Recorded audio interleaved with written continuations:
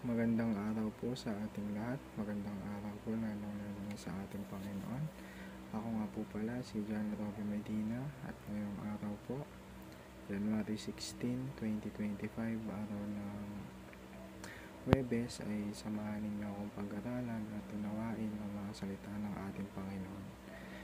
Ang title po ng ating devotion ngayong araw ay Sino si Jesus at si Arius? Arianism. At ang paksa po natin ay magmumula sa Philippians chapter 2 verse 6 to 7. Sinasabi po rito, Who, being in very nature God, did not consider equality with God something to be used to his own advantage. Rather, he made himself nothing by taking the very nature of a servant, being made in human likeness. Sa Tagalog naman po, na siya, bagamat nasa anyo ng Diyos, ay hindi niya itinuring na isang bagay na dapat panghawakan ng pagiging kapantay ng Diyos, kundi hinubaran niya ang kanyang sarili at kinuha ang anyong alipin na naging katulad ng tao. At para naman po sa ating katuruan ngayong araw, unang-una, Jesus Christ is fully God, co-equal and co-eternal with the Father.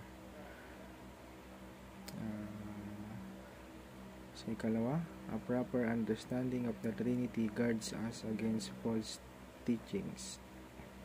At ikauli, the divinity and humanity of Christ are both essential for our salvation.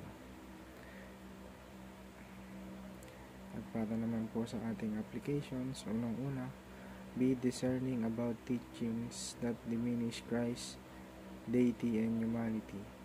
Sa ikalawa, acknowledge both the full divinity and full humanity of Christ. At ikauli, learn from church history as the church is guided by the Holy Spirit. At para naman po tapusin ang ating devotion ngayong araw, tayo po manalangin.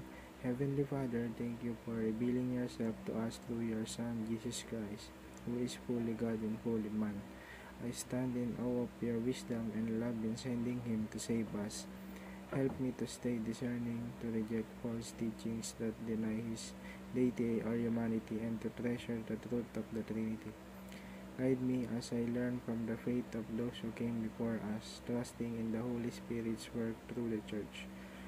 May my life honor Christ's divinity and humanity, and may I grow in faith and understanding. In Jesus' name I pray. Amen. Yan lamang po. Maraming salamat po sa inyong pakikinig. God bless us all.